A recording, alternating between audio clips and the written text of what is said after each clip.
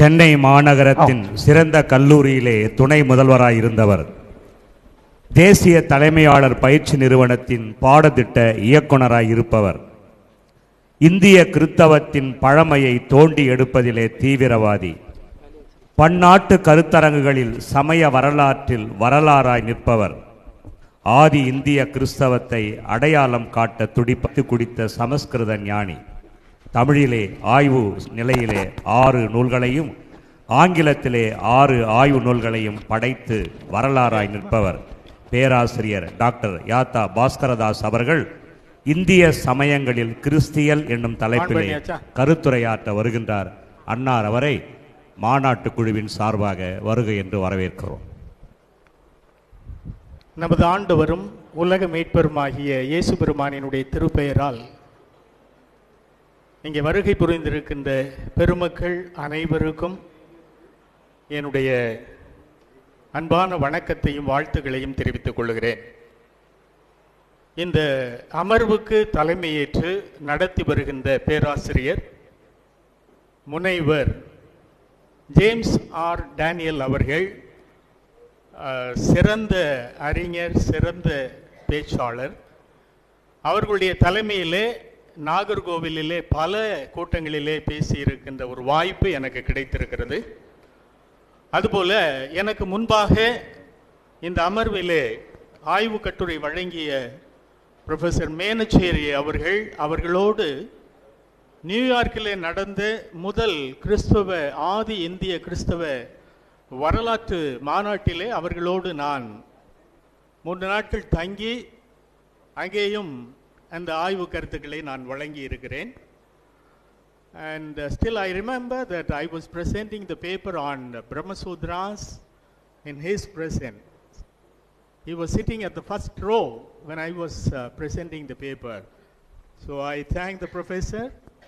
இப்போ எனக்கு முன்னால் அவர்கள் பேசிய போது அழகான ஒரு அடித்தளத்தை உங்களுக்கு அமைத்து கொடுத்திருக்கிறார்கள். இந்து சமயத்தில் கிறிஸ்தியல் இது உங்களுக்கு கேட்கறதுல பலருக்கு என்ன இது மொட்டத்தலைக்கும் முழங்காலுக்கும் முடிச்சு போடுவது போல இருக்கிறதே என்பதாக பலர் நினைத்து கொண்டிருக்கலாம். இந்து மதம் என்பது கிறிஸ்துவுக்கு முன்னால இந்தியாவில் இல்லை. இதைத்தான் நாங்கள் திரும்ப திரும்ப சொல்லிக்கொண்டே வருகிறோம். இது ஆசையினால சொல்றது இல்லை, ஆய்வினுடைய அடிப்படையில் சொல்லுவது. கிறிஸ்துவுக்கு முன்னால இந்தியாவில் இருந்த சமயங்கள் 2 சமயங்கள் தான். ஒன்று சமணம், இன்னொன்று பௌத்தம். இந்த 2 சமயங்களும் கடவுளினுடைய கொள்கை அவர்களுக்கு கிடையாது. கடவுள் மறுப்பு கோட்பாட்டு சமயங்கள். அதே போல இங்கே வைதிக சமயம் என்பதாக ஒன்று இல்லை. வேதங்கள் எழுதப்பட்டதெல்லாம் கிறிஸ்துவுக்கு பின்னால 4வது நூற்றாண்டுக்கு பின்னால தான். இந்த மாநாடு முடிந்த உடனே உங்களுடைய கைகளிலே சமஸ்கிருதத்தினுடைய காலம் எவ்வளவு பழமையானது சமஸ்கிருதம் என்கின்ற ஒரு நூலை நீங்கள் பெற்றுக்கொள்வீர்கள். அதை நீங்கள் வாசித்தால் உங்களுக்கு உண்மை புரியும். அப்படியானால் இங்கே இந்து சமயம் என்பதாக வேரூன்றி வளர்வதற்கு உரமூட்டிய கருத்துக்கள்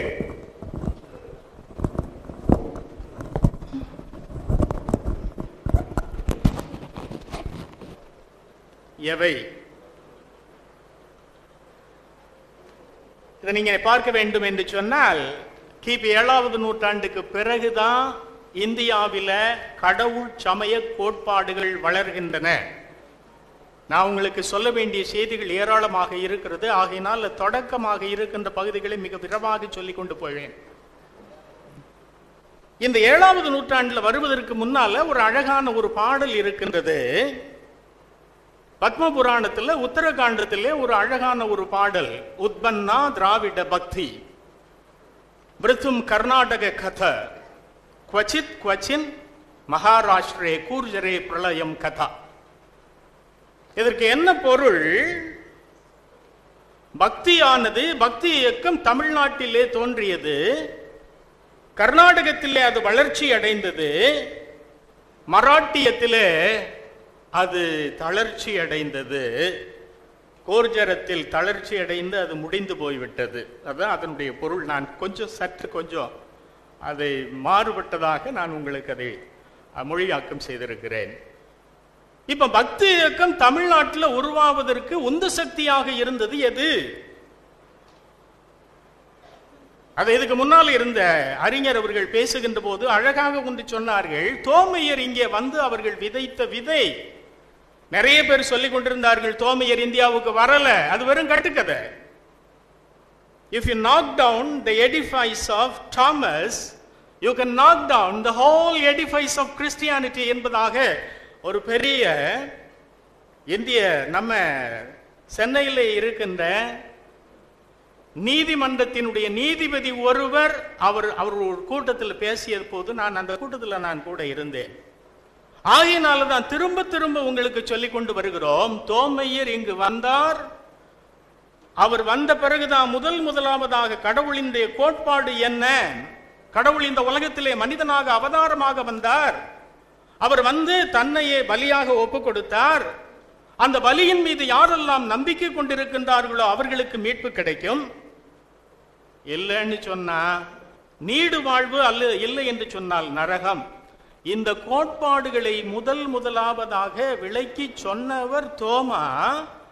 அவர் சொன்னத இலக்கிய வடிவத்திலே ஆக்கி கொடுத்தவர் திருவள்ளுவர். நீங்கள் வாசிக்கின்ற போது முதலாவது இந்த மாநாட்டினுடைய மைய உரையை வாசிக்கின்ற போது உங்களுடைய கைகளிலே கொடுத்திருந்த ஏடுகளிலே ஒரு செய்தி குறிப்பிடப்பட்டிருந்தது. அது என்ன செய்தி என்று சொன்னால், தோமையர் எந்த இடத்திலே திருவிதாங்கோட்டில் 63 அவர் கட்டப்பட்டிருக்கின்ற ஆலயம், அவர் கட்டிய ஆலயம் 63 கட்டினது, அந்த இடத்துல அவர் தங்கி இருந்த காலத்துல அதற்கு அண்மையில இருந்த திரு நயினார் குறிச்சி என்கின்ற ஒரு இடத்துல திருவள்ளுவர் வாழ்ந்திருக்கிறார். நான் பேராசிரியர் ஜேம்ஸ் ஆர் டேனியல் அவர்களுக்கு முன்னிலையில் நான் இதை சொல்லுவதிலே மகிழ்ச்சி அடைகிறேன். ஏன்னா அவங்க அந்த மாவட்டத்தை சார்ந்தவர்கள். அந்த இடத்துல இருந்தபோது திருநயினார் குறிச்சியில வாழ்ந்த தோமையர் திருவள்ளுவருக்கும் திருவிதாங்கூட்டிலே வாழ்ந்து கொண்டிருந்த தோமையருக்கும் அதிகமான பழக்கங்கள் இருந்தது. அவர்களுடைய கருத்துக்கள் பரிமாறப்பட்டன. அதுக்கப்புறம் நம்ம பார்த்தோம்னு சொன்னா இங்கே மயிலாப்பூரிலே அவர் வாழ்ந்திருக்கிறார். மயிலாப்பூர்ல தான் அவர் அடக்கம் செய்யப்பட்டிருக்கிறார். ஏறத்தாழ 23 ஆண்டுகள் அவருடைய பணி. 49 வடநாட்டில் தட்சசீலத்திலே வந்து அவருடைய பணி தொடங்கியது. மறுபடியும் 52 கொடுங்கலூர். அப்ப இவர் பணியினுடைய மூலமாக ஏற்பட்ட வளர்ச்சி என்ன? இவருடைய காலம் கிபி 1வது நூற்றாண்டு என்பதற்கு பன்மொழி புலவர் அப்பாதுரையார் அவர்கள் ஒரு அழகான ஒரு செய்தியை குறிப்பிட்டிருக்காங்க. திருக்குறள் ஏடானது முதல் ஊழியிலேயே, அதாவது இயேசுநாதரின் வாழ்க்கை காலத்திலோ அதற்கு அருகாமையிலோ கிட்டத்தட்ட கிபி 50 வாக்கில் எழுதப்பட்டது என்று தெரிய வருகிறது என்று அவர்கள் எழுதுகிறார். 50 அப்படின்னு சொன்னா அவர் ஒரு குத்து மதிப்பாக அதை சொல்லுகின்றார். அதற்கு பிற்பாடு நாம பார்க்கின்ற போது இந்த திருவள்ளுவர் என்கின்ற ஒருவர் தான் முதலாவது கடவுள் என்றால் யார் என்பதை இந்தியாவிலே அறிவித்தவர். அதுக்கு தோமையரினுடைய வருகை கிபி 49 தட்சசீலத்துல. அதுக்கப்புறம் நீங்க பாத்தீங்க அப்படின்னு சொன்னா தோமையர் தமிழகத்திற்கு வந்தது 52, அது கொடுங்கலூரிலே. திருவிதாங்கோட்டிலே தோமையர் கட்டிய கோயில் 63. This is supposed to be the oldest existing church structure in the world. கவனிக்கிறீங்களா? This is the oldest existing church structure in the world என்பதாக ஆய்வாளர்கள் அதை உறுதிப்படுத்தி எழுதி கொடுத்திருக்கின்றார்கள், தொல்பொருள் ஆய்வியல் அறிஞர்கள். அதனால தோமா இங்க வரவில்லை என்பதாக எல்லாம் சொல்ல முடியாது. திருவள்ளுவர் இங்கே வாழ்ந்தது எவ்வளவு உண்மையோ அதே அளவுக்கு உண்மை தோமையர் இங்கே வாழ்ந்ததும் உண்மை. இது திருநயினார் குறிச்சியில அறப்பள்ளி என்பதாக சொல்றது. It is not half church, ஆனால் அரசர்களோடு தொடர்புடையவர்களால் ஏற்படுத்திய எழுப்பப்பட்ட ஒரு கோயில். அதனால் அதுக்கு பேரு அறப்பள்ளி. அடுத்தது நீங்க பாத்தீங்கன்னா மயிலாப்பூர்ல அவருடைய வாழ்ந்த வீடு அதே இப்பொழுது கோயிலாக இருக்கிறது. கச்சேரி சாலையில் நீங்க போனீங்கன்னா அது நேரம் முட்டுகின்ற இடத்துல இருப்பது சாந்தோம் பேராலயம். அது உள்ள போறதுக்கு முன்னால் இடப்பக்கத்தில் அமைந்திருக்கிறது திருவள்ளுவருடைய கோயில். அதனால திருவள்ளுவருக்கும் அவருக்கும் இருந்த ஒரு பெரிய செய்தி நமக்கு தெரிகிறது. திருவள்ளுவர் தான் முதல்ல ஓரிரை கோட்பாட்டை இந்தியாவில் அதிகமாக எழுத்து வடிவத்திலே கொடுத்தவர். மானோதியிசம் அதுக்கு முன்னால கிடையாது. ரெண்டாவது நீங்க பாருங்க, அவர் அந்த மானோதியிசம் ஓரிரை கோட்பாட்டுக்கு அவர் எழுதியிருக்கின்ற முதலாவது அதிகாரம் கடவுள் வாழ்த்து. அதில் அவர் என்னென்ன பெயர்களை எல்லாம் கடவுளுக்கு கொடுக்கிறாரு. ஆதிபகவன், வாலறிவன், மலர்மிசை ஏகினான், வேண்டுதல் வேண்டாமையிலான், இறைவன். 2 இடங்கள்ல இறைவன் என்கின்ற சொல்ல பயன்படுத்துறாரு. இயேசு கிறிஸ்துவை குறிக்கின்ற ஒரே பெயர் இறைவன். சங்க இலக்கியங்கள்ல இறைவன் என்பது யாரை குறித்தது என்று சொன்னால் அரசனை குறித்தது. முதலாவதாக திருவள்ளுவர் அந்த இறைவன் என்கின்ற அந்த சொல்ல யாருக்கு பயன்படுத்துறாரு? கடவுளுக்கு பயன்படுத்துறாரு. இது நம்முடைய விவிலியத்தினுடைய மரபோடு தொடர்புடையது. கிரைஸ்ட் என்று சொன்னால் அரசன் என்று பொருள். அந்த அரசன் என்பதை இவர் எடுத்து பயன்படுத்துகின்ற போது இறைவன் என்பதாக பயன்படுத்துகின்றார். அடுத்தது தனக்கு உவமை இல்லாதான் அறவாழி எந்தனன். 9 பெயர்கள். ஒரே கடவுளை குறிப்பதற்கு அவர் பயன்படுத்துகின்ற பெயர்கள் 9. இந்த கடைசியில எண்குணத்தான். இந்த பெயர்கள் எல்லாவற்றுக்கும் மேல இன்னும் ஒரு சிறப்பான ஒரு கட்டடத்தை திருவள்ளுவர் கட்டுகிறார். அது என்னது? மூவொருமை கோட்பாடு, டாக்ட்ரின் ஆஃப் ட்ரினிட்டி. இது முதல் அதிகாரத்திலேயே கடவுள் மூவொருவராக திகழுகிறார் என்கின்ற செய்தி சொல்லப்படுகிறது. முதல் 3 அதிகாரங்களிலேயும் மூவொருமை கோட்பாடு சொல்லப்பட்டிருக்கின்றது. இதுல பாருங்க, பரிமேலழகர் தான் முதல்ல இது அழகாக எழுதுகிறார். திருக்குறள்ல மூவொருமை கோட்பாடு சொல்லப்பட்டிருக்கிறது என்பதாக முதலாவது அறிவிக்கின்றவர் பரிமேலழகர். எப்படி சொல்றார் பாருங்க. 3 ஆகிய உறுதி பொருட்கள், அறம், பொருள், இன்பம். இந்த 3 தான் உறுதி பொருள்கள். இந்த 3 ஆகிய உறுதி பொருட்கு அவற்றான் மூவராகிய முதற் கடவுளோடு இயைபு உண்டாகலான். மூவராகிய முதற் கடவுள். 3 கடவுள் இல்ல, மூவராகிய ஒரே கடவுள் மூலவர். அவரோடு இயைபு உண்டாகலான். அந்த 3 பொருளையும் கூறல் உற்றார்க்கு அம்மூவரையும் வாழ்த்துதல் முறைமையாகலின் இவ்வாழ்த்து அம்மூவர்க்கும் பொதுப்பட கூறினார் என உணர்க. ரொம்ப தெளிவா அவர் சொல்றாரு. இது பின்னால உரையாசிரியர்கள் நாம திருக்குறளை எப்படி படிக்கிறோம்? உரைய படிச்சுட்டு திருக்குறளுக்கு போறோம். ஆகையினால் அந்த கவிஞருடைய மனம் என்ன இந்நிலையில் இருக்கிறது, அவர் என்ன சொல்ல வருகிறார் என்கின்ற கருத்துக்கு நாம் நம்முடைய மனத்தை ஈடுபடுத்தி கொடுக்கிறது இல்லை. உரையை தனியா வச்சுட்டு மூலத்தை பார்க்கணும். அப்பதான் இயேசு கிறிஸ்து அங்க உள்ள இருக்கிறது. அடுத்த நிலையில நீங்க பாருங்க, திருக்குறள்ல இயல்புடைய மூவர் இல்வாழ்வான் என்பான் இயல்புடைய மூவர்க்கும் நல்லாற்றின் நின்ற துணை. ஒரு அழகான ஒரு தொடர் அவர் பயன்படுத்துறாரு. இயல்புடைய மூவர். இதுக்கு உரை ஆசிரியர்கள் பல்வேறு விதமான விளக்கங்களை சொல்லி இருக்கிறாரு. அதெல்லாம் உங்களுக்கு நான் சொல்ல முடியாத நேரம் இல்ல. இயல்புடைய மூவர்க்கும் நன்றாற்றின் நின்ற துணை. இல்வாழ்க்கையில இருக்கிறவன் கடவுளினுடைய அருட்செயல் இந்த உலகத்திலே மக்கள் இன விருத்திக்காக அவர் தெரிந்து கொள்ளுகின்றது யாரு? இல்வாழ்க்கையில் ஈடுபட்டிருக்கின்ற ஒருவனை. அப்போ அவருடைய இந்த உலகத்தினுடைய படைப்பு தொழிலிலே யார் ஈடுபடுத்துகிறார்? இல்வாழ்க்கையில இருக்கிறவன. அவனுக்கு யாரு துணையாக இருக்கிறார்? இயல்புடைய மூவர்க்கும் நல்லாற்றின் நின்ற துணை. அவர்தான் துணையாக இருக்கிறார் அப்படிங்கிற ஒரு அழகான ஒரு குறட்பாவை திருவள்ளுவர் எழுதுகிறார். இதுல நீங்க பாருங்க, ஆதிபகவன் இது நாம் போட்டிருக்கிறது. முதலாவது கடவுள் வாழ்த்தில் மட்டும் வருகின்ற அந்த கடவுளினுடைய பெயர்களை மூவொரு கடவுளாக எப்படி திருவள்ளுவர் அங்கே வைத்திருக்கிறார் என்பதை காட்டுகின்ற வகையிலே இங்கே நான் போட்டிருக்கிறேன். அதுல 1 பரம், அபரம், பராபரம். பரம்னா டு த டிரான்செண்டிங் ஃபார்ம். அபரம் அப்படின்னு சொன்னா அறியப்படாத ஒரு கடவுள் இந்த உலகத்துல நாம் அறியக்கூடிய இந்த மாம்சமாகிய உடலோடு கூட வந்தவர். அதான் அபரம். பராபரம் என்று சொன்னால் த செமி ஃபார்ம், இரண்டும் கலந்திருக்கின்ற ஒன்று. இதுதான் இந்தியன் தியோலாஜிக்கல் டெர்மினாலஜி. இந்த அடிப்படையில் நீங்க பாத்தீங்க அப்படின்னு சொன்னா, ஆதி பகவன், வாலறிவன், வால்னா தூய்மைன்னு அர்த்தம், தூய்மையான அறிவுடையவன், வேண்டுதல் வேண்டாமையிலான், தனக்கு உவமை இல்லாதான், அறவாழி அந்தணன். இந்த பெயர்கள் 5 பெயர்களும் பரம்பொருள், the transcending form of God, அதை விளக்குவதாக இந்த பெயர்கள் அமைந்திருக்கின்றன. இரண்டாவது நீங்க பார்க்கிறது இறைவன். ஏற்கனவே நான் உங்களுக்கு சொல்லி ஆயிற்று. ஐந்தவித்தான் ஆற்றல் அகல் விசும்புளார் கோமான் இந்திரனை சாலும் கரி. 2 இடத்துல அவர் பயன்படுத்துறார். பொறிவாயில் 5வித்தான் பொய்தீர் ஒழுக்க நெறி நின்றார் நீடு வாழ்வார். இதனுடைய விளக்கத்தை நான் பலி நிறைவேற்றும் என்கின்ற அந்த டாக்ட்ரினல் ஆஸ்பெக்ட் வருகின்ற போது இன்னும் விளக்கமாக உங்களுக்கு சொல்லுவேன்.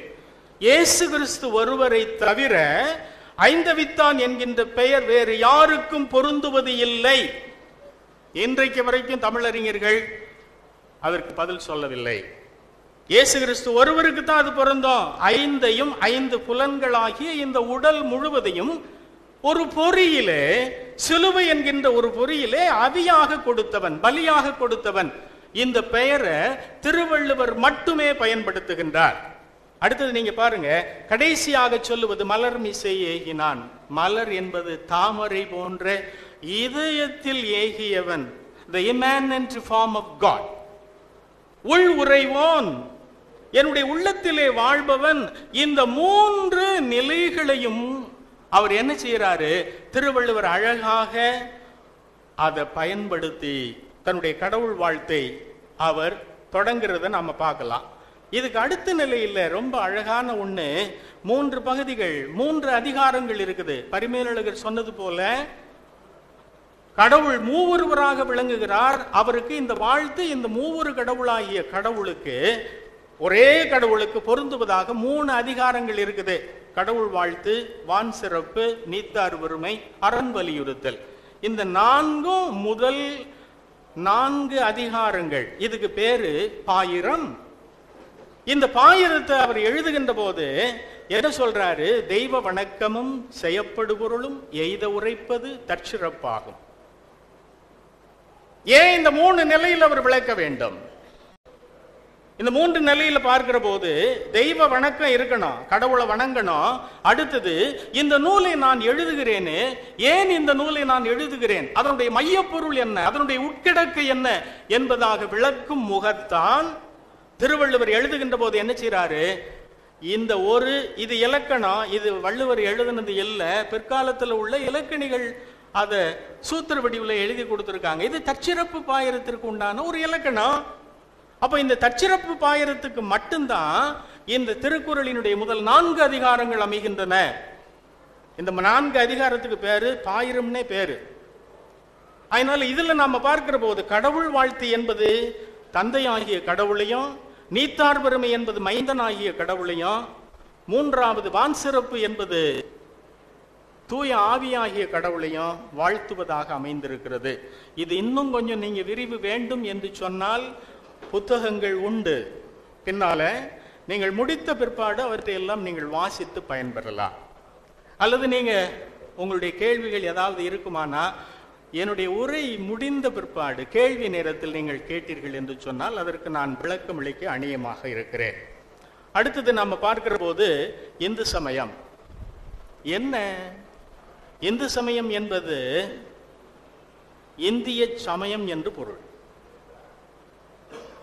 இந்த சொல்லே நாம கிறிஸ்துவுக்கு முன்னால எந்த இடத்திலுமே பார்க்க முடியாது.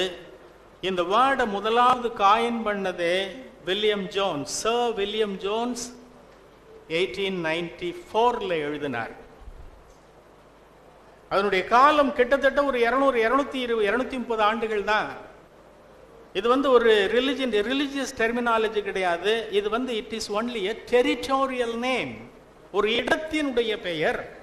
அப்போ இது எப்படி வருகிறது? முதலாவது தோமையர் வருகிறார், முதல்ல கடவுளை பற்றி அவர் அறிவிக்கிறார். அது திருக்குறளிலே பரிணமிக்கிறது, இலக்கிய வடிவிலே. அதுக்கு அடுத்தது நம்ம பார்க்கிற போது தமிழ் பக்தி இயக்கம் கிபி 6-7 தொடங்குது.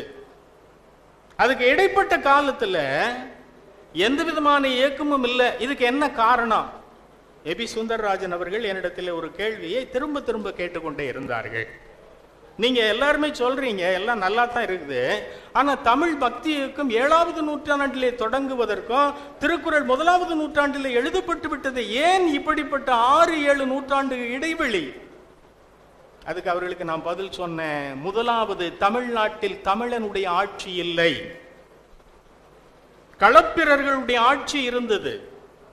களப்பிரருடைய ஆட்சிக்கு பிற்பாட்டு மகேந்திரவர்மன் போன்ற பல்லவ மன்னர்கள் ஆட்சி செய்தார்கள். பல்லவர்கள் தமிழர்கள் இல்லை.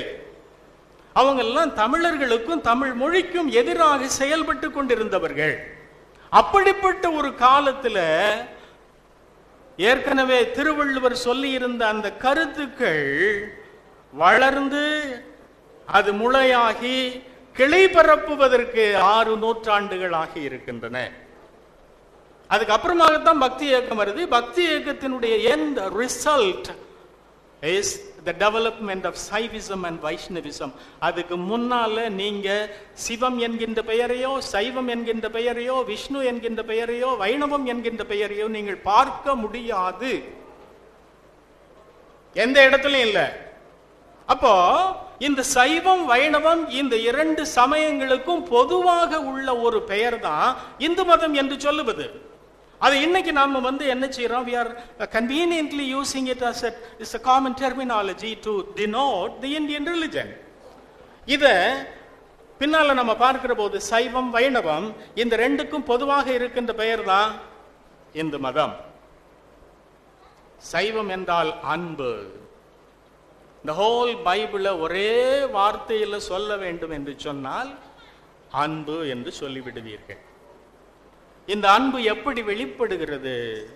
இயேசு பெருமா இந்த உலகத்துல மனிதனாக வந்து தன்னையே பலியாக கொடுத்தார், அதன் மூலமாக விளங்குகிறது. அதாங்க மீட்பு. இதான் அடிப்படை, the basic doctrines. சைவ சமயத்தினுடைய பேசிக் டாக்டரின் என்னன்னா அன்பு. அன்பும் சிவமும் 2 என்பர் அறிவிலார். அன்பே சிவமாவது 6 அறிந்திலர், அன்பே சிவமாவது 6 அறிந்த பின் அன்பே சிவமாய் அமர்ந்திருப்பரே. திருமூலர் பாடுகின்றது அன்பு வேற சிவம் வேற இல்ல, அன்புதான். சிவம் என்பது தமிழ் சொல். தன்னாடுடைய சிவனே போற்றி எந்நாட்டவர்க்கும் இறைவா போற்றி. மாணிக்க வாசகர் பாடுகிறாரு, எந்நாட்டவருக்கும் இறைவனாக விளங்குகிறவன் தமிழ்நாட்டில் சிவன் என்கின்ற பெயரால் அறியப்படுகிறான். அவ்வளவுதான் மொழி. அந்த மொழியிலே வருகின்ற ஒரு சொல். அதுக்கு பின்னால் நம்ம பார்க்கிற போது இந்து சமயத்தினுடைய காலம் கிபி 7வது நூற்றாண்டுக்கு பிறகுதான். இத நீராத் சி சௌத்ரி ஹிந்துயிசம் என்கின்ற புத்தகத்தில் அழகா எழுதினாரு. P T. Srinivasa Iyengar history of the Tamils என்கின்ற ஒரு நூலில் அவரும் தெளிவா எழுதுறாரு. பின்னால எந்த இடத்துலையும் இந்து சமயத்திற்கு உண்டான தரவுகள் சான்றுகள் கிறிஸ்துவுக்கு முன்னால இல்ல, கிபி 7வது நூற்றாண்டுக்கு முன்னாலேயும் இல்லை. அப்போ இப்ப நாம பார்க்கிறது இந்து சமயத்தினுடைய அடிப்படை கோட்பாடுகள் மொத்தம் 7 மட்டும் நான் எடுத்து பொறுக்கி எடுத்து உங்களுக்கு சொல்லுகிறேன். முதலாவது அது ஓரிரை கோட்பாடு.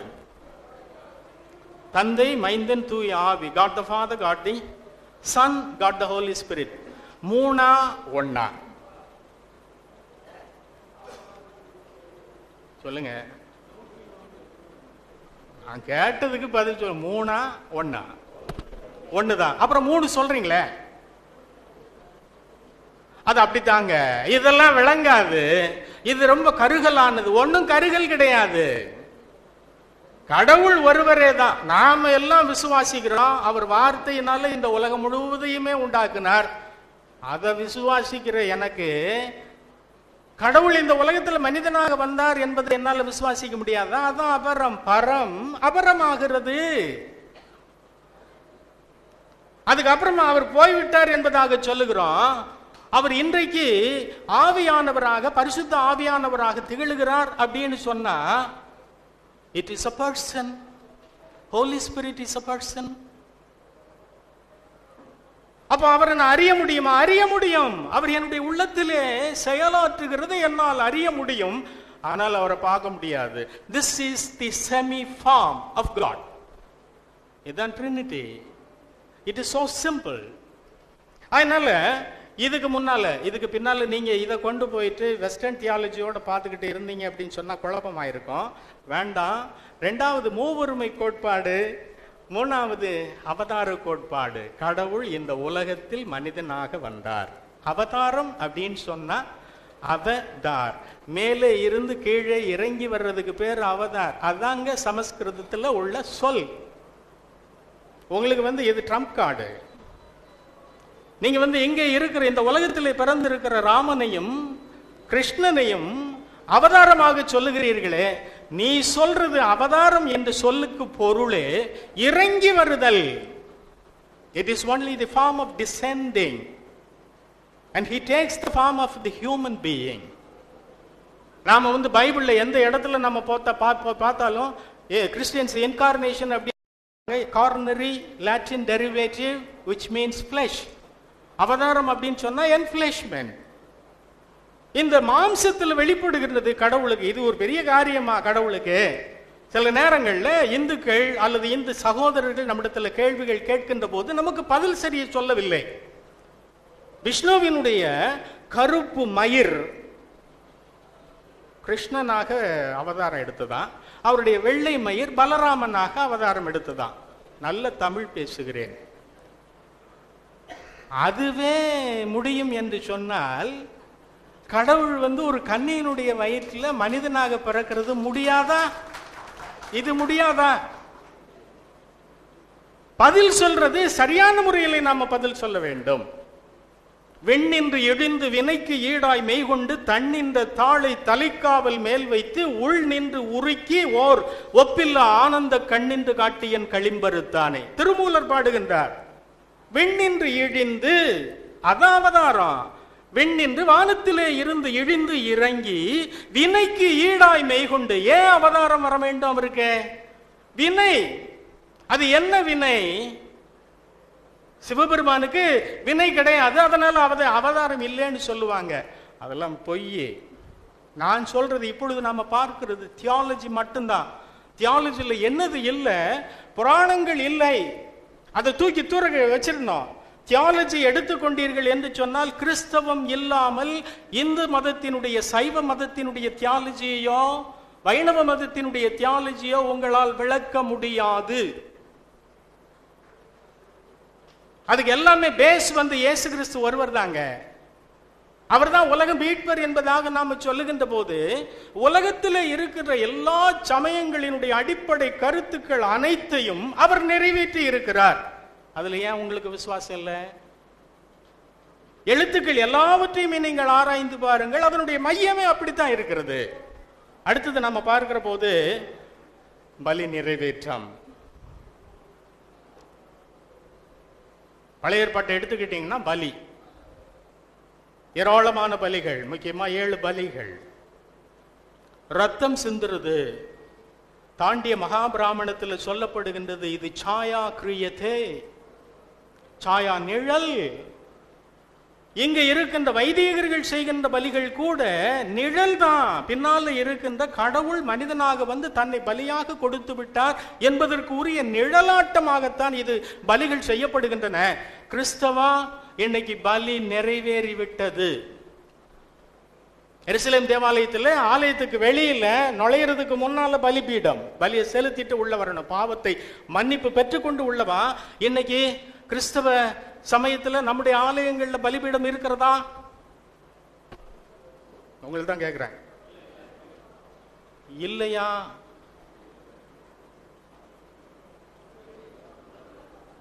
You are partaking of the Holy Eucharist. அதாங்க ஆல்டர். எருசலேம் தேவாலயத்தில் இருந்த ஆல்டர் வெளியில் இருந்தது. அதே ஆல்டர் இப்பொழுது எங்கே வந்து விட்டது? உள்ள வந்து விட்டது. இன்னைக்கு பலி செலுத்தப்படுகிறதா? இது உங்களுக்காக அடிக்கப்பட்ட ஆட்டுக்குட்டியானவருடைய திருச்சரீரம். இது உங்களுக்காக சிந்தப்பட்ட ஆட்டுக்குட்டியானவராகிய இயேசு பெருமானினுடைய திரு ரத்தம். என்னது அது? ஏற்கனவே நடைபெற்ற அந்த பலியை இன்றைக்கு நான் நினைவு கூறுகிறேன். பலி நிறைவேறிவிட்டது. அதனால நான் ஆட்டுக்குட்டியோ அல்லது ஒரு காளையையோ கொண்டு வந்து பலி செலுத்த வேண்டிய தேவையில்லை. எபிரேயர் 10ஆம் அதிகாரத்தில் ரொம்ப அழகாக தெளிவாக அவர் எழுதுகிறார். வெள்ளாட்டுக்கடாவினுடைய ரத்தம் வந்து ஒரு பலியை போக முடியாதுங்க. பசித்து உண்டு பின்னும் பசிப்பானை ஒக்கும். எனக்கு பசிக்கிறது, நான் சாப்பிடுகிறேன், பசி அடங்கி விடுகிறது. 3 மணி நேரம் 4 மணி நேரம் கழிச்சா மறுபடியும் பசிக்கிறது, மறுபடியும் சாப்பிடுறேன். என்னைக்குங்க இந்த பசியை நிரந்தரமாக நான் நிறுத்துவது? ஒரு நாள் முடியாது. எபிரேயர் ரொம்ப அழகா, எபிரேயர் ஆகியோன் ரொம்ப அழகா செய்யறான். அவன் ஆண்டுதோறும் பலிகளை செலுத்தி கொண்டே இருக்கிற ஒரு காரணத்தினால இந்த பலியினுடைய அந்த பலியினால் வருகின்ற மீட்பு இன்னும் நிறைவேறவில்லை என்பதை அவனுடைய பலிகளே இன்றைக்கு அறிவித்துக் கொண்டிருக்கின்றன. ஆகையினால இயேசு பெருமான் இந்த உலகத்துல வந்து தன்னையே பலியாக கொடுத்ததுனால இன்றைக்கு 2 திறத்தாரும் இருதர பகையாக நின்ற நடுச்சுவரை தகர்த்து, எதனால தகர்க்கிறாரு? தன்னுடைய சரீரத்தினால தகர்த்து இவ்விதமாக 2 சாராரையும் அவர் ஒன்றாக்கினார். இதுதான் சமாதானம். அதான் பலி நிறைவேற்றம். இன்னைக்கு எந்த கோயில்ல, இந்து கோயில்கள்ல வந்து பலி செலுத்தப்படுகிறது? ஒரு கோயிலிலும் பலி செலுத்தப்படவில்லை. ஏன் செலுத்தப்படல? அதற்கு விடை பைபிள்ல இருக்கிறது. இயேசு கிறிஸ்து பலியாகி விட்டாரு, அதனால பலி செலுத்த வேண்டிய தேவையில்லை. பலிபீடம் அங்கே இருக்கிறது. அதைத்தான் நான் இங்க பார்க்கிற போது நம்முடைய சர்ச்சில் இருக்கிற ஆலயத்துல நற்கருணை திருவிருந்து பரிமாறுகின்ற இடம்தான் அங்க அன்னம் பாலிக்கின்ற இடம். மறுபடி போய் நீங்க அதை போய் பாருங்க, சரியா? அதுக்கு அடுத்தது பாவ மன்னிப்பு. ரத்தம் சிந்துதல் இல்லாமல் பாவ மன்னிப்பு கிடையாது. அந்த பாவ மன்னிப்பு என்கின்ற ஒரு சொல்லு எங்க கிடைக்கிறது? இந்து சமயத்திற்குள்ள அடிப்படையாக உள்ளது. அடுத்தது நீங்க பாத்தீங்கன்னா நம்பிக்கை வழி, சால்வேஷன் பை ஃபெய்த். இதுக்கு இன்னொரு பேரு சரணாகதி. வள்ளுவருடைய பாடல்ல நீங்க பாத்தீங்கன்னா எல்லாத்தையுமே நீங்க அடிப்படையாக உள்ளது முதல் அதிகாரத்துல அவ்வளவு சரணாகதி தான். மலர் மிசையை இனான் மான் அடி சேர்ந்தார்க்கு கற்றதனால் ஆய பயன் என்கொல் வாலறிவன் நற்றாள் தொழாரனின் தாள் ஐந்தவித்தான். அதுக்கப்புறம் தனக்கு உவமை இல்லாதான் தாழ் சேர்ந்தார்க்கு அல்லால். அறவாழி அந்தணன் தாழ் சேர்ந்தார்க்கு அல்லால் பிறவாழி நீத்தல் அரிது. எண்குணத்தான் தாளை வணங்காத்தலை. இது அவ்வளவுமே சரணாகதியை சொல்லுவது. கடவுளிடத்துல போய் நான் சரண் அடைகிறேன் அப்படின்னு சொன்னா அவரிடத்தில் எனக்கு நம்பிக்கை இருக்கிறது, அதனால் அவரை கால்களை நான் சரண் அடைகின்றேன். அதுதான் நம்பிக்கை வழி மீட்பு கோட்பாடு. அடுத்தது மறுமை, எஸ்கட்டாலஜி. இது எதை சொல்லுகிறது அப்படின்னு சொன்னா, ஒன்னு நீடு வாழ்வு அல்லது நீடு மரணம், eternal life or eternal death. இந்த 7 தாங்க இந்து சமயத்தினுடைய அடிப்படை கோட்பாடுகள். இது இந்து சமயத்தினுடைய அடிப்படை கோட்பாடுகளா, கிறிஸ்தவ சமயத்தினுடைய அடிப்படை கோட்பாடுகளா? சொல்லுங்க.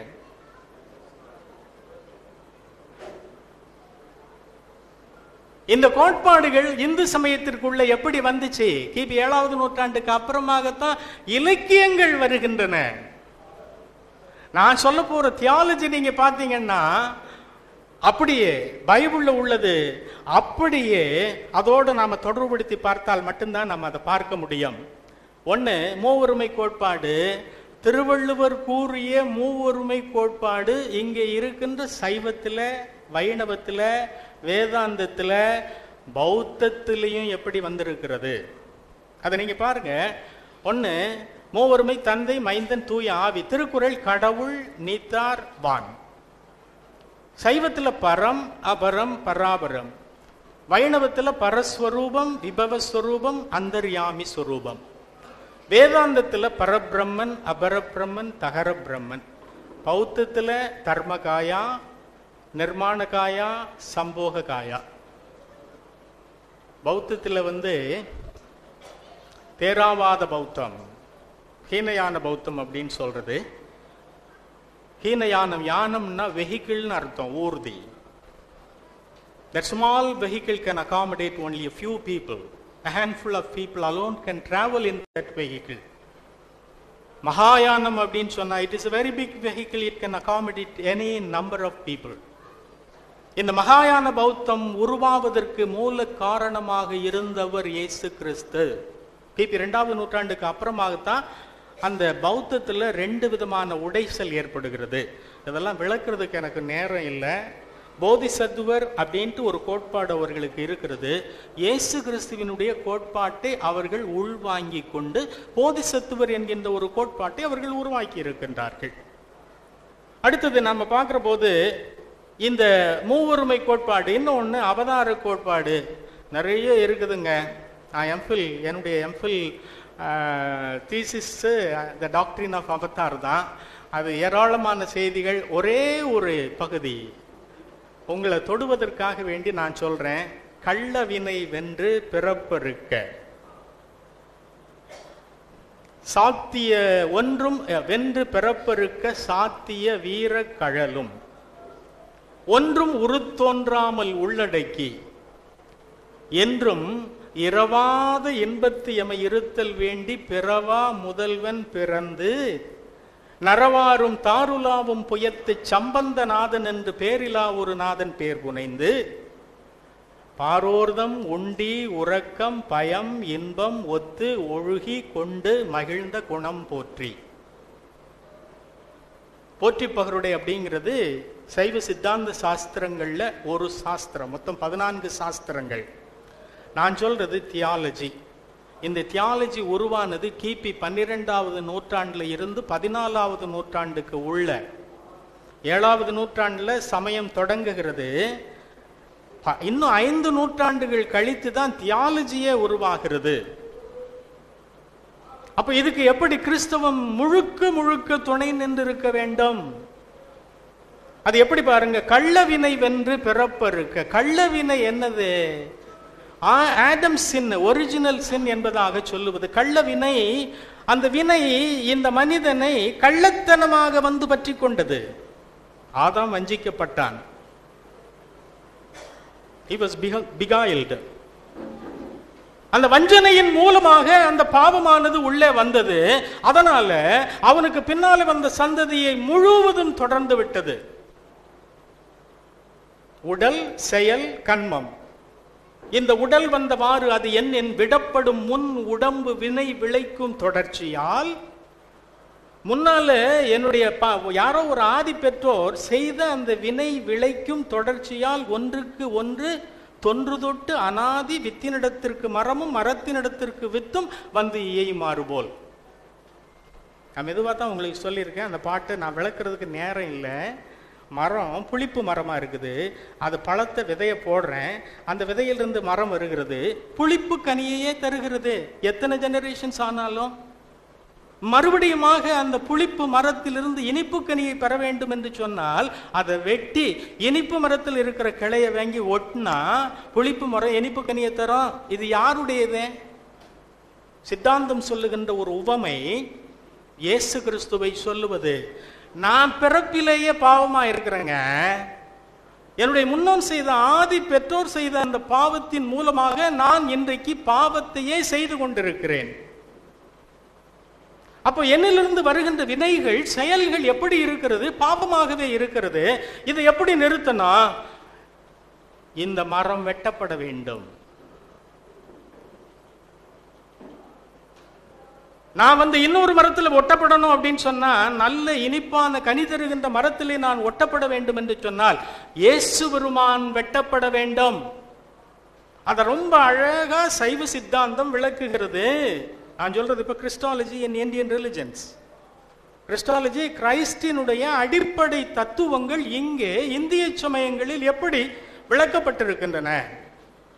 அப்போ இயேசு பெருமான் வெட்டப்படுவதற்கு முக்கியமான காரணம் என்னுடைய பாவம். கள்ளவினை வென்று பிறப்பறுக்க. பிறப்புன்னா இனிமேல் என்னுடைய உள்ளத்தில் தோன்றுகின்ற பாவங்கள் பிறக்காமல் இருக்க, சாத்திய வீரக்கழலும் ஒன்றும் உருத்தோன்றாமல் என்று உள்ளடக்கி இரவாத இன்பம், that is eternal life. இரவாத இன்பம், இட்டர்னல் லைஃப்ல என்னை இருத்த வேண்டி, என்னை கொண்டு போய் சேர்ப்பதற்காக வேண்டி பிறவா முதல்வன் பிறந்தான். இதுவரைக்கும் பிறப்பெடுக்காத முதல்வனாகிய கடவுள் இந்த உலகத்திலே பிறந்தான், மனிதனாக பிறந்தான். நரவு, நரவுனா தேன், நரவு, ஆர்னா பொருந்திய, நரவாரும் தார், தார்னா மாலை அணிந்திருக்கின்ற அந்த புயம். இது இலக்கிய நடை. சம்பந்தநாதன் என்று பேரிலா ஒரு நாதன் பேர் புனைந்து. சம்பந்தம்னா மனிதனுக்கும் கடவுளுக்கும் உள்ள சம்பந்தம். அதைத்தான் இம்மானுவேல்னு சொல்றோம். நம்ம இம்மானுவேல் என்று சொன்னால் என்ன? கடவுள் நம்மோடு இருக்கிறார், என் கூட இருக்கிறாரு. அது எப்படி இருக்க முடியும்? என்னை போல மனிதனாக உருவத்தில் வந்தால் மட்டும்தானே அவரால் இருக்க முடியும்.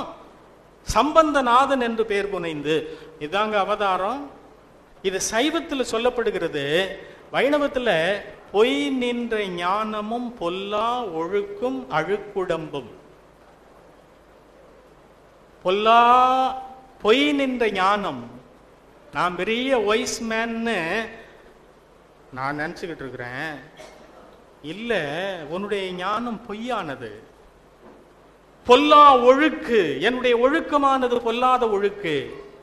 இந்த உடம்பு அழுக்குடம்பு. என் தாய் என்னை பாவத்தில் கற்பம் தரித்தாள்.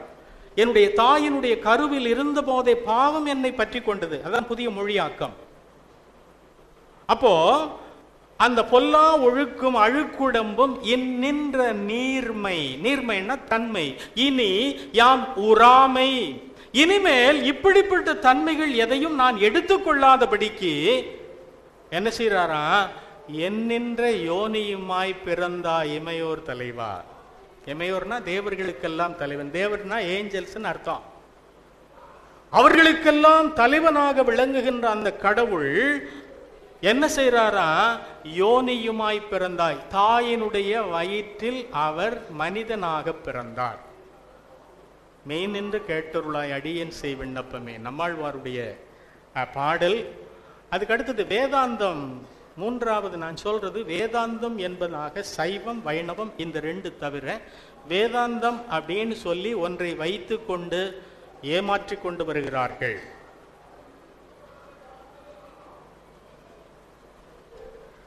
பிரஸ்தானத்திரயம்னு ஒன்று சொல்றது.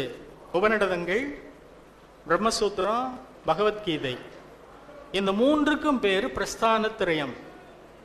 பிரஸ்தானத்திரயம்னா திரயம்னா மூணு, பிரஸ்தானம்னா ஃபண்டமெண்டல்.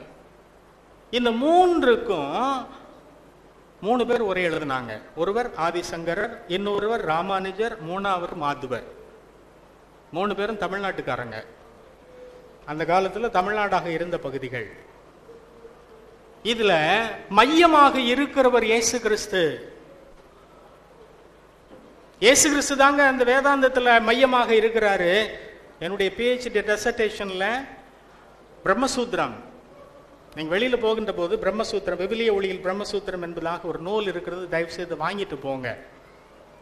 அதுல எனக்கு கிடைத்த வெளிச்சம், இதை விளங்கி கொள்ளுவதற்காகவே வேண்டி நான் சென்னையில் இருக்கிற, மயிலாப்பூர்ல இருக்கிற சமஸ்கிருத கல்லூரியில் போய் ஒரு ஆண்டு படித்தேன், விளங்கி கொள்றதுக்காக வேண்டி. I am not a scholar in Sanskrit. அப்ப அதுல பார்க்கிற போது இயேசு கிறிஸ்து ஒருவர் தான் அதுல உள்ள மூலவராக இருக்கிறார். வேதாந்தம் இதுல சில முக்கியமான செய்திகள் இருக்கிறது. நிறைய பகுதிகள் இருக்கின்றன. அதுல ஒண்ணு, அதெல்லாம் பிட்பிட்டா இருக்கும். பிரம்மசூத்திரத்தை படித்து புரிந்து கொள்வது முடியாது. அதை உட்கார்ந்து படித்தோம்னா நாம படித்துக் கொள்ளலாம். பக்கத்துல பைபிளை விரிச்சு வச்சிருக்கணும். இந்த பக்கத்துல பிரம்மசூத்திரத்தை வச்சிருந்தா இந்த வெளிச்சத்துல இதை நாம் கற்றுக்கொள்ள முடியும். ரூப உபன்யாசாத், இது ஒரு சூத்திரம். கடவுளுக்கு ரூபம் இல்லை என்று சொல்லாத ரூப உபன்யாசாத், ஏற்கனவே கடவுளுக்கு ரூபம் உண்டு என்று சொல்லப்பட்டிருக்கிறது. எதுல? சாஸ்திரங்களில் சொல்லப்பட்டிருக்கிறது. ரெண்டாவது நீங்க பாருங்க, அதையேவ பிராணஹா, பிராணன், பிராணன்னா உயிர், நானே உயிர், நாம ஜீவன் அப்படின்னு சொல்லுவோம். இது எங்கே வருகிறது? பிரம்மசூத்திரத்தில் வருகிறது. யோவான் அதுக்கு உண்டான பேரலல்ஸ் நான் இங்கே பின்னால் குறிச்சிருக்கிறேன், நீங்க பார்க்கலாம். பிரகதாரண்யக்க உபநிடதத்தில் பிரம்மன் எப்படிப்பட்டவர்? உயிர்களுக்கெல்லாம் உயிரானவர். அவருக்குள் ஜீவன் இருந்தது. அது மனுஷருக்கு ஒளியா இருந்ததாம். அவருக்குள்ள மட்டும்தான் ஜீவன் இருந்தது. அவர் தான் சொல்லும் போது இந்த உலகத்துல படைப்புகள் தோன்றின, மண்ணில் இருந்து உருவாக்கின போது அவர் ஊதுனதுனாலதான் எனக்கு உங்களுக்கு இன்றைக்கு உயிர் இருக்கிறது. அப்ப நமக்குள்ள இருக்கின்ற அந்த மூச்சு காற்று யாருடைய மூச்சு காற்று? ஆதாமில் ஊதுன மூச்சு காற்று, கடவுளினுடைய மூச்சு காற்றுங்க இன்னைக்கு நமக்குள்ள இருக்கிறது. அதையேவ பிராணகா. அதுக்கு அடுத்தது நீங்க பாருங்க, உயிருக்கெல்லாம் உயிர் ஜோதி சரணாபிதானத். ஜோதி என்பதும் பிரம்மனுக்கு சொல்லப்படுகின்ற ஒரு பெயர்.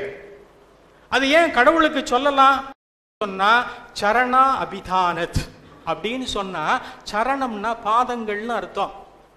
பாதங்கள் என்ற ஒரு குறிப்பு அங்கே சொல்லப்பட்டிருக்கிற காரணத்தினால இந்த ஜோதி என்பது வெறும் ஒளியை குறிக்காது. அது யாரை குறிக்கிறது? பிரம்மனை குறிக்கிறது. அது எங்க வருகிறது? பிரம்மசூத்திரத்தில் வருகின்ற பகுதிகள். அதுக்கு அடுத்தது நீங்க பாருங்க, அவதாரத்துல அக்ஷரா அம்பர அந்த திருத்தே.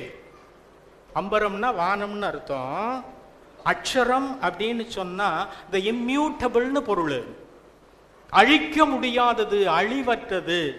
அதுக்கு இன்னொன்னு பேர், என்ன பேரு? ஓம் என்கின்ற ஓங்காரம். அந்த ஓங்காரம் என்பது என்னது? அதுதான் இந்த உலகத்தை படைத்த மூல வார்த்தை.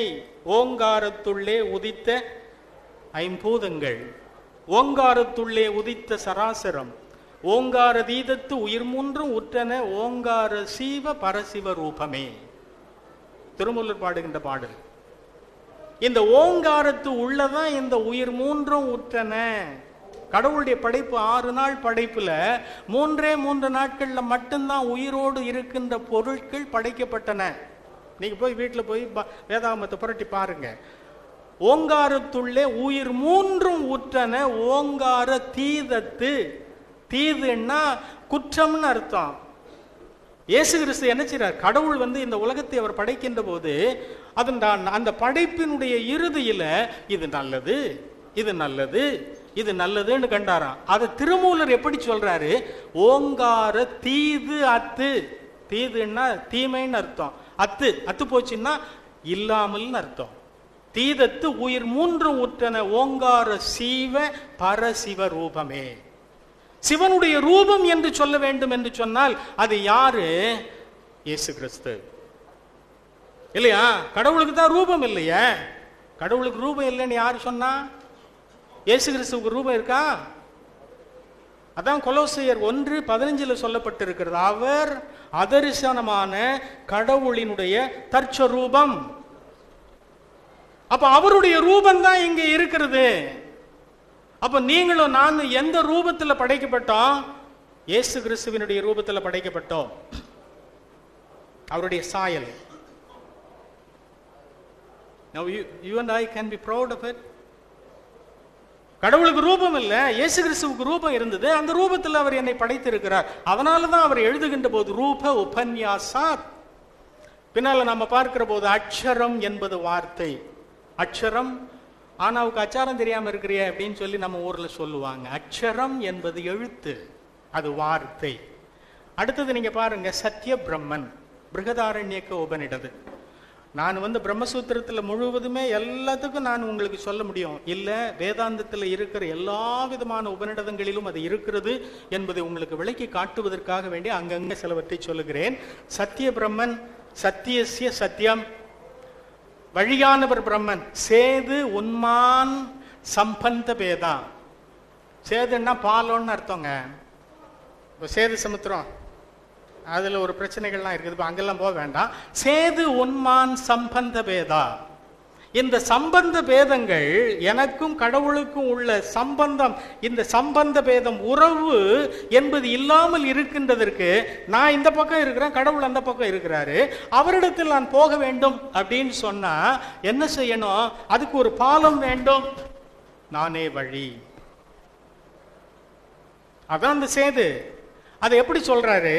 முன்னால பார்க்கிற போது நீடு வாழ்விற்கு பாலமாக விளங்குபவர் பிரம்மன். ஸ்வேதாஸ்வதார உபநிடதத்துல அது எழுதப்பட்டிருக்கிறது. அது நானே வழி, நானே சத்தியம், நானே ஜீவன். அடுத்தது நீங்க பாருங்க, பலி நிறைவேற்றம். முன்னாலே நான் சொன்னேன், சைவம் வைணவம் இந்த இரண்டு சமயங்களுக்கும் மூலமாக விளங்குவது திருக்குறள். பொறிவாயில் ஐந்தவித்தான் பொய்தீர் ஒழுக்க நெறி நின்றார் நீடு வாழ்வார். பொறின்னா ஒரு சிலுவை பொறி, ஐம்பொறி இல்லை. பொறிவாயில், இந்த பொறிவாயில் ஒரு சிலுவை பொறியில், சிலுவைங்கிறது இவனுக்கு தெரியாது, அந்த பொறியில் ஐந்தையும் அவித்தவன். அவி என்பதற்கு தமிழில் பலின்னு பொருள். அவியாய் அவியுமாகி அருக்கமாய் பெருக்கமாகி பாவியர் பாவம் தீர்க்கும் பரமனாய் பிரம்மனாகி, அவியாய் அவியுமாகி அவர்தான் பலி. அந்த பலி அவர் தான் ஏற்றினாரு. அந்த ஏற்றிய அந்த பலியில் அவர் போட்ட பலி பொருள் என்னது, தன்னையே போட்டார். அதான் அவியாய் அவியுமாகி பொறிவாயில் ஐந்தவித்தான் பொய்தீர் ஒழுக்கம். இயேசு பெருமான் காட்டியிருக்கிற ஒழுக்கம் பொய்தீர் ஒழுக்கங்க. திருக்குறள் முழுவதும் எதை அடிப்படையாக சொல்லுகிறார் அப்படின்னு சொன்னா, இயேசு பெருமான் காட்டி இருக்கின்ற பொய்தீர்ந்த அந்த ஒழுக்கத்தை சொல்லுவதற்காகவே 1330 குறட்பாக்களையும் அவர் எழுதியிருக்கிறார். இந்த கண்ணோட்டத்தில் நீங்க பாத்தீங்கன்னா புதிய வெளிச்சம் உங்களுக்கு கிடைக்கும். அடுத்தது சைவத்துல பாருங்க, தவம். சிவபெருமான் போய் தவம் செய்தாராம். எங்க போய் தவம் செய்தார்? எதுக்காக வேண்டி தவம் செய்தாங்க? தவம் செய்யறது எதுக்காக வேண்டி? தன்னை வருத்தி கொண்டு தனக்கு ஏதாவது நன்மை கிடைக்குமா அதுக்காக வேண்டி செய்கிறது தவம். இங்க இயேசு பெருமான் செய்தது என்ன? தன் உயிர் தான் அறப்பெறுதல். திருவள்ளுவர் சொல்லுகிறது அதான். தன்னுடைய உயிரை மற்றவர்களுக்காக கொடுப்பது எதுவோ அது தவம். அது எங்க நடந்துச்சு? செம்மலர் நோந்தாள் சேரல் ஒட்டா அம்மலம் கழியி அன்பரோடு மறியி மால் அற நேயம் மலிந்து அவர் வேடமும் ஆலயம் தானும் அரணனத் தொழுமே. சைவ சித்தாந்தத்துல பேசிக்கா இருக்கிற சிவஞான போதத்தினுடைய மையம் இதுதான் கடைசியா வருகிற சூத்திரம். செம்மலர் நோந்தாள், அவர் செய்த நோன்பினால் அவருடைய கால்கள் அவருடைய பாதங்கள் சிவந்து காணப்படுகின்றன. அதான் அர்த்தம். சேரல் ஒட்டா அம்மலம் கழியி, கடவுளை நான் சேர முடியாமல் இதுவரைக்கும் தடுத்து கொண்டிருக்கின்ற அந்த மலமாகி அந்த பாவத்தை அவர் கழுவி மால் அற. இப்பொழுது நான் என்ன செய்றேன்? எனக்கு மயக்கம் இருக்கிறது, அந்த மயக்கத்தை நீக்குவதற்கு அவர் நீக்கினதுனால நேயம் மலிந்து, நேயம்னா நேசம், அன்பு மலிந்து அவர் வேடம். கடைசியில் நாம் என்ன செய்றோம்? பாவம் நீக்கப்பெறுகின்ற போது, பரிசுத்தமாக்கப்படுகின்ற போது இயேசு பெருமானினுடைய வேடத்தையே நான் அணிந்து கொள்ளுகிறேன். அவர் வேடமும் ஆலயம் தானும் அரணனத் தொழுமே. வெளிப்படுத்தல தெளிவாக சொல்லப்பட்டிருக்கின்றது. ஆலயம், அங்க ஆலயத்தை நான் பார்க்கல, ஆட்டுக்குட்டியானவரே ஆலயம். ரொம்ப அழகான ஒரு பாடல். நேரம் ஆயிற்று, 5 நிமிடங்களில் முடித்து விடுகிறேன். பாரமாய பழவினை பற்றறுத்து என்னை தன் வாரமாக்கி வைத்தான், வைத்தன்றி என்னுள் புகுந்தான், கோர மா தவம் செய்தனன்கொல் அறியேன், அரங்கத்து அம்மா திரு ஆரமாவது அன்றோ அடியேனை ஆட்கொண்டது. ரொம்ப அழகான ஒரு பாடல், நம்மாழ்வாருடைய பாடல். இந்த பாடல்ல வருகின்ற அந்த வரிகளை நீங்க பாருங்க. இங்க இருக்கிற விஷ்ணுவுக்கு பொருந்தாது அது பின்னால நீங்க கேள்வி கேட்டீங்கன்னா நான் அதுக்கு விளக்கம் சொல்லுவேன். இப்ப இதுல பார்க்கிறது பாரமாய பழவினை. வைணவத்தில் 2 விதமான வினைகள் சொல்லப்படுகிறது. ஒன்னு பழவினை, இன்னொன்னு புதுவினை. ஒன்னு ஜென்ம பாவம், இன்னொன்னு கண்ம பாவம். பழவினை அப்படின்னு சொன்னா என்ன? ஆதி பெற்றோர் செய்த பாவமானது இவ்வளவு ஜெனரேஷன்ல நீ அவ்வளோத்தையும் கால்குலேட் பண்ணி சம பண்ணி பார்த்தேன்னா எவ்வளவு பெருசு. அந்த பழவினையினுடைய பற்றினை அறுத்து என்னை தன் வாரமாக்கி, வாரம் அப்படின்னு சொன்னா என்னை அவருடைய உறவினராக ஆக்கி, அதான் வாரமாக்கி என்னுள் புகுந்தான். கோரமா தவம் செய்த நன்கொல் அறியேன். இவருக்கு தெரியல. அப்போ இப்படிப்பட்ட பெரிய செய்தியை செய்வதற்கு அவர் ஏதோ ஒரு பெரிய கோரமான ஒரு தவம் செய்தாரா? சிலுவை தவத்தை அவர் சொல்றாரு. ஆனா சிலுவை தவம் என்பது அவருக்கு தெரியாது. கடவுள் தவம் செய்திருக்க வேண்டும். அதனால்தான் நான் அவரோடு நெருங்கி வாழுவதற்கு உண்டான புதிய உறவினை பெற்றிருக்கிறேன். அறியேன் திரு ஆரமாவது அந்தோ. அதுக்கு பின்னால வேற ஒரு ஆழ்வார் பாடுகின்றது, வேதமும் வேள்வியும் ஆதியும் ஆயனும் ஆனான். ஆயன் இந்த மாதிரி செய்திகள் எல்லாம் நம்ம பார்க்கலாம். அந்தர அத்ர தேகே அகம் ஏவ அதியஜ்ஞ. இது கீதையில சொல்லப்படுகின்ற அத்ர தேகே, இந்த தேகத்தில் இருக்கின்ற நானே பலி. யார் சொல்றா? கீதையை உபதேசம் பண்ணுகின்ற கடவுள் சொல்றார். அத்ர தேகே, நானே இந்த இந்த உடம்புல இருக்கிற நானே பலி. அகம் ஹை சர்வஸ்ய யஜ்ஞம் போக்தா. அகம்னா நானு. அகம் ஹை சர்வ யஜ்ஞம், எல்லா சர்வத்திற்கும் பாவமாகிய அந்த பலியை நானே செய்திருக்கிறேன். இந்த உடம்புல நானே பலியா இருக்கிறேன். ரொம்ப அழகான ஒண்ணு, சர்வ பாப பரிகாரோ ரத்த புரோக்ஷனம்மா அவசியம். எபிரேயர்ல வருது தெரியுதா? சர்வலோகத்தினுடைய பாவங்கள் அனைத்திற்கும் ரத்தம் சிந்துதல் இல்லாமல் பாவ மன்னிப்பு கிடையாது. அதை என்ன அழகா சொல்றாங்க பாருங்க. புருஷேன ஹவிசா யஜ்ஞம் புருஷா பிரஜாபதிர் தேவவ்யம் ஆத்மனம் யஜ்ஞம் கிருத்வா பிராயச்சத். நான் என்ன செய்யறேன்? அந்த கடைசியில் உள்ளதை பாருங்க. பிரஜாபதி தன்னையே பிராயச்சித்தமாக பலியாக ஒப்பு கொடுத்தார். தாண்டிய மகாபிராமணம். இந்த தேகத்தில் இருக்கிற நானே பலியாக இருக்கிறேன். கடவுள் ஏன் பலியாகணும்?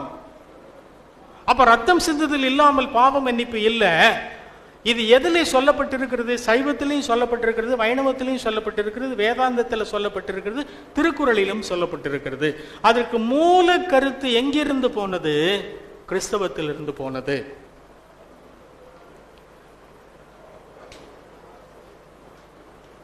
நேரம் இல்லை, ஆகையினால நான் திருக்குறளில் உள்ளது நீங்க பார்க்கலாம். கீதையில் உள்ள ஒரே ஒரு பகுதி, லாஸ்ட் சாப்டர்ல, சர்வ தர்மான் பரித்யஜ்ய மாமேகம் சரணம் ரஜ அகம் த்வா சர்வ பாப சர்வ பாபைப்யோ மோச்சிஷ்யாமி மா சுச்சஹ. நீ தான தர்மங்கள் அல்லது இந்த உலகத்தில் அந்த செல்ஃப் குளோரிஃபிகேஷன் அல்லது செல்ஃப் ஜஸ்டிஃபிகேஷன் மூலமாக நான் கடவுளை அடைந்து விடலாம் என்பதாக நீ நினைத்து கொண்டிருக்கிறாயா? முடியாது. சர்வ தர்மான் பரித்யஜ்ய, நீ செய்திருக்கிற எல்லா தர்மங்களையும் தூக்கி தூர போட்டுட்டு மாமேகம் மா என்ன நீ சரணடைய வேண்டும். அகம் துவா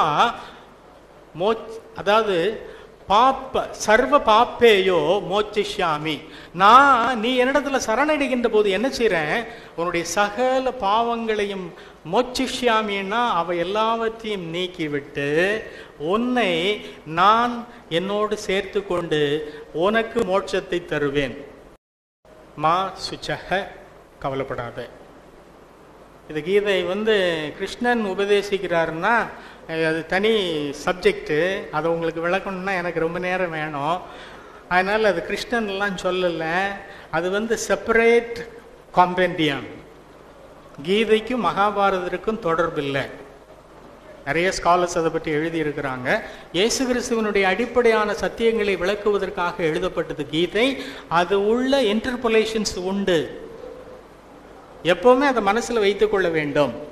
இயேசு கிறிஸ்துவனுடைய அந்த சத்தியமானது எல்லாருக்கும் போய் சேரப்படாதபடிக்கு இது பெரிய பெரிய தீங்கு செய்தவர் ஆதிசங்கரர். அவர்களோடு தொடர்புடையவர்கள் மூலமாகத்தான் இன்னைக்கு ஆட்சி நடைபெற்று கொண்டிருக்கிறது அத்வைதம். இதுக்கு அவர் உட்கார்ந்துக்கிட்டு எங்கே தோமா எங்க பிறந்தாரோ அந்த காலடிக்கு பக்கத்துல வாழ்ந்தவர் தான் ஆதிசங்கரர். He was a very great scholar. அவருடைய அந்த ஸ்காலஸ்டிக் அக்குமென் அதை வைத்துக்கொண்டு அவர் இந்த இந்தியாவில் அவ்வளவு பேரும் கிறிஸ்துவை அறிந்து விடாதபடிக்கு அவருடைய வாழ்நாள் முழுவதும் அவர் செலவழிச்சிருக்கிறார். அதனால்தான் இன்னைக்கு நாசமா குடிச்சவரா போயிருக்குது. மன்னிக்கணும் நான் தவறான வார்த்தைகள் பேசுவதற்கு. இது முழுவதும் நீங்க வாசித்தீங்கன்னா, சமஸ்கிருதமும் தமிழும் அப்படிங்கிறத நான் வாசித்து முடித்த உடனே என் உள்ளத்திலே ஏற்பட்டது, ஆரியம் இந்த நாட்டை விட்டு அகலாத வரைக்கும் இந்தியாவிற்கு விமோச்சனம் இல்லை. ஆங்கிலேயனே வெளியேறு என்பதாக எழுப்பிய கோஷத்தின் மூலமாக கிடைத்த ஒரு விடுதலையை ஆரியனே வெளியேறு என்கின்ற ஒரு கோஷம் மறுபடியும் எழும்ப வேண்டும் தமிழ்நாட்டில், இந்தியாவில். அப்படி எழும்புனா மட்டும்தான் இந்தியாவுக்கு. தமிழ்நாட்டில் இன்னும் தமிழனுடைய ஆட்சி இல்லையே. நீங்களும் நான் தலைகுனிய வேண்டாம். அதுக்கு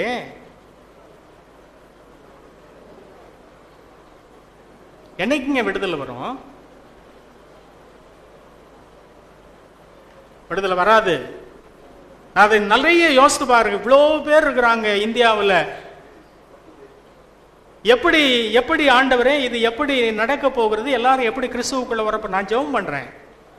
எனக்கு அது விளங்காத ஒரு புதிராக இருக்கிறது. அது கடவுளுடைய ஒரு பெரிய செய்தி. அதனால இது மீட்பு. என்னன்றி கொண்டார்க்கும். அதுக்கு முன்னால் உள்ளதை நான் வாசிக்கிறேன். என்னன்றி கொண்டார்க்கும் ஓய்வுண்டாம் ஓய்வில்லை, செய் நன்றி கொண்ட மகற்கு. நன்றின்னா நன்மை. இது ஒரு மனிதன் செய்த நன்மை இல்லைங்க. என்னன்றி கொண்டார்க்கும் ஒருவன் செய்த நன்றியை மறந்தவனுக்கு உய்வு விடுதலை உண்டு. உய்வு உண்டாம் உய்வு இல்லை, செய் நன்றி கொண்ட மகற்கு. ஒருவன் செய்யாம நன்றி வராதுங்க. நான் மற்றவனுக்கு கொடுத்தா தான் அது நன்றி, உதவி. அப்ப செய் நன்றி என்பது இலக்கணப்படி அது வினைத்தொகை. செய்த நன்றி, செய்கின்ற நன்றி, செய்யும் நன்றி. இந்த மூன்று காலத்திற்கும் உரியதாக விளங்குகின்ற நன்றியை செய்தவர் இயேசு கிறிஸ்து. அவர் செய்த நன்றியை கொன்றவர்க்கு உய்வு இல்லை. திருவள்ளுவர் சொல்லுகின்றது எங்க, எது எது அவர் சொல்லுகின்ற மீட்பு எதை குறிக்கிறது என்று தெரிகிறது அவங்களுக்கு. அதனால இயேசு கிறிஸ்து இந்த உலகத்துல மனிதனாகி பலியாகி நம்மை மீட்டு கொண்ட அந்த மீட்பினுடைய பொருள் எல்லாருக்கும் போய் சேரணும். அதான் இதனுடைய இதுக்கு பின்னாலே நிறைய செய்திகள் உண்டு. என்னை மன்னிக்க வேண்டும், உங்களுடைய நேரத்தை நான் எடுத்துக்கொண்டேன். அதனால Indian theology is nothing but the theology of Christian theology. மேலை நாட்டார் எழுதியிருக்கின்ற தியாலஜி அதை தனியா வச்சிருங்க. இயேசு கிறிஸ்துவானவர் கீழே நாட்டை சார்ந்தவர். He was an Easterner. அவருடைய செய்தி இங்கே தோமா மூலமாக பரவியது. தோமாவின் மூலமாக பரவியதுக்கு அப்புறமாகத்தான் திருவள்ளுவர் அதை எழுதுறாரு. அவர் எழுத்துக்களின் மூலமாக பரவுறது தான் பக்தி இயக்கம். பக்தி இயக்கத்தின் மூலமாக வந்தது தான் சைவம் வைணவம். இந்த சைவம் வைணவம் இந்த இரண்டிற்கும் சொல்லப்படுகின்ற பொதுவான பேர் தான் இந்து மதம். அது உள்ள நீங்க இந்து மதத்தை புராணங்களை வைத்து கொண்டு பார்க்க கூடாது. அது அசிங்கமானவை, அவலட்சமானவை. Even I cannot share it with my wife. You understand? கிருஷ்ணனுடைய லீலைகள் அவ்வளோத்தையும் நான் வாசித்திருக்கிறேன். பத்ம புராணத்தில் மற்ற புராணங்கள் எல்லாம் வாசித்திருக்கிறேன். I cannot even share it with my wife. Voluptuous. இயேசு கிறிஸ்துவனுடைய பரிசுத்தத்துக்கு முன்னால பக்கத்தில் வர முடியாது. இதெல்லாம் என்னது? பிசாசினுடைய தந்திரங்கள். அதனால இந்து மதத்தை தயவு செய்து புராணங்களினுடைய பின்னால இருந்து கொண்டு அதை பார்க்காதீர்கள். நான் இப்ப உங்களுக்கு சொன்னது தியாலஜி. தியாலஜியில என்னது இல்ல, இந்த கதைகள் இல்ல, கட்டுக்கதைகள் எல்லாம் இல்லை. அதை தூக்கி தூர போட்டுட்டேன்னா இயேசு கிறிஸ்து ஒருவர் தான் மூலவராக இருப்பார். வாய்ப்புக்கு நன்றி. உங்கள் அனைவரும் நன்றி கூறுகிறேன்.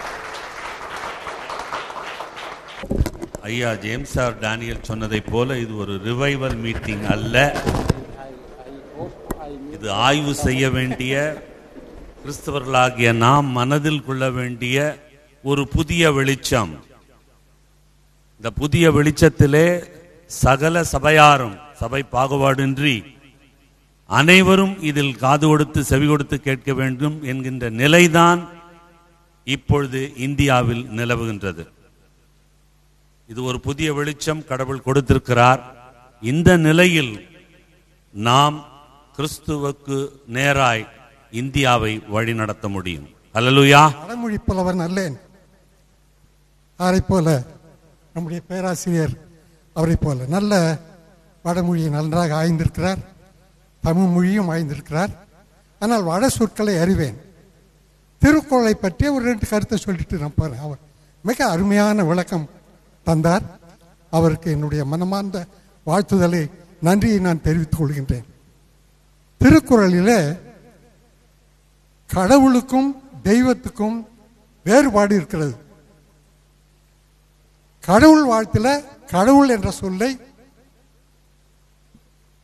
அங்கே நாம் காணல, தெய்வம் என்ற சொல்லை நாம் பார்க்கல. கடவுள் வாழ்த்துல தெய்வம் என்ற சொல்ல கிடையாது. ஆனால் 6 இடங்களில் தெய்வத்தை பற்றி சொல்லியிருக்கிறார். யார் தெய்வம்? மனுஷன். வையத்துள் வாழ்வாங்கு வாழ்பவன் வானுரிமை தெய்வத்துள் வைக்கப்படும். எப்படி வாழ வேண்டுமோ அப்படி வாழ்கின்றவன் தான் தெய்வம் என்று திருவள்ளுவர் கூறுகிறார். அது அடுத்ததாக திருக்குறளிலே 7வது குறள், இருள் சேர் இருவினையும் சேரா இறைவன் பொருள் சேர் புகு புரிந்தார் மாற்று என்ற குறள் கடவுள் வார்த்தையில் வருது. இந்த இருள் சேர் என்று சொல்லுகின்ற பொழுது இருவினை எது? நல்வினை, தீவினை. நல்வினை அதாவது தீவினை இருள். நல்வினை எப்படி இருளாகும்?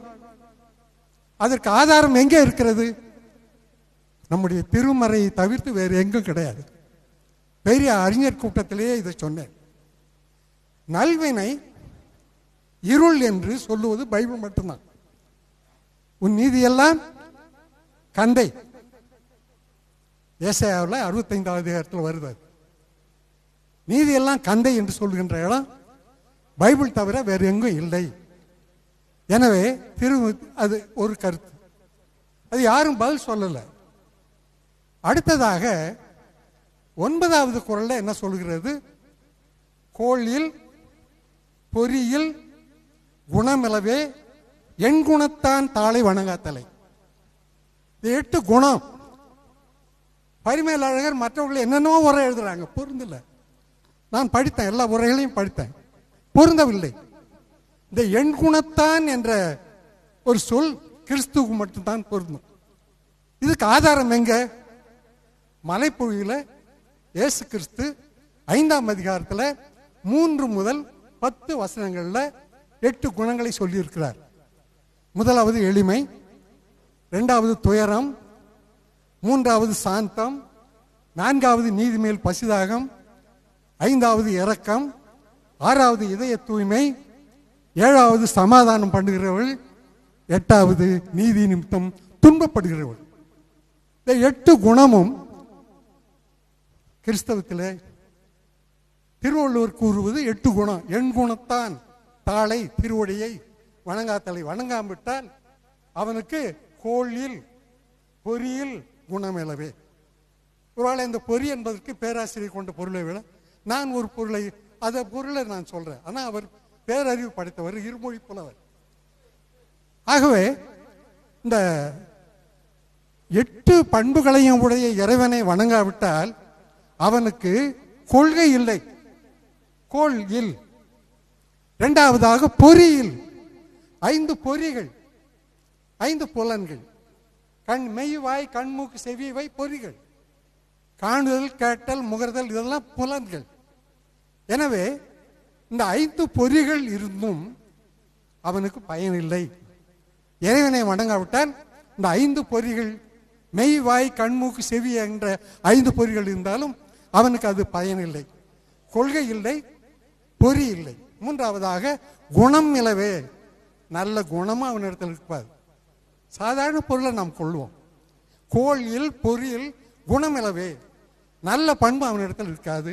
இந்த 8 குணங்களை உடையவர் இயேசு கிறிஸ்து மட்டுமே என்பதை நாம் உணர்ந்து கொள்ள வேண்டும். தெய்வம் வேறு. தெய்வத்துக்கும் கடவுளுக்கும் குழம்பு போட்டதுனால இன்றைக்கு அநேக குழப்பங்கள். ஆகவே தெய்வம் வேறு, கடவுள் வேறு. தெய்வம் எப்படி வாழ வேண்டுமோ அப்படி வாழ்கின்றவன் தெய்வம். மனிதனும் தெய்வமாகலாம் என்று சொல்லப்படுகிறது. எனவே இன்றைக்கு அருமையான ஒரு ஆழமான ஒரு விளக்க உரையை சமயத்துக்கு நாம் கேட்டோம். அதற்காக நான் பாஸ்கர் தாஸ் அவர்களையும் இந்த கூட்டம் அமைத்தவர்களையும், நல்ல கருத்துக்கள் இங்கே பிறக்கின்றன, அதற்காக நான் நன்றி தெரிவிக்கின்றேன். இந்த வாய்ப்புக்கும் மீண்டுமாக நன்றி சொல்கின்றேன். என்னுடைய நல்வாழ்த்துக்கள். நன்றி. ஐயா ஒரு புலவர் சுந்தரராஜன் ஒரு மூத்த அறிஞர், பல புத்தகங்களை எழுதியவர். நமக்கு கேள்வி நேரம் உண்டு. இந்த 3 உரைகளும் முடிந்த பிறகு மதிய வேளையிலே 3லிருந்து 3:30 வரை ஒரு காலம் உண்டு. அந்த நேரத்திலே நாம் நமக்குண்டான கேள்விகளை கேட்டு விளக்கங்களை பெற்றுக்கொள்ளலாம். இப்பொழுது நாம் மதிய உணவிற்காக கடந்து செல்வோம்.